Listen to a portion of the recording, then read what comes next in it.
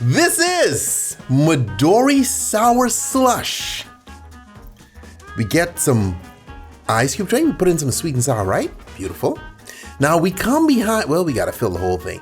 And then we do half the tray with lemon lime soda. Get it? So we blend in the other ingredients. So now we get on our Sprite cubes, our sweet and sour cubes, come behind with some vodka. You know we get coming next, right? Some melon liqueur to get us a beautiful green. So when that green mixed with that yellow, it's gonna turn pretty. Some fresh squeezed limes.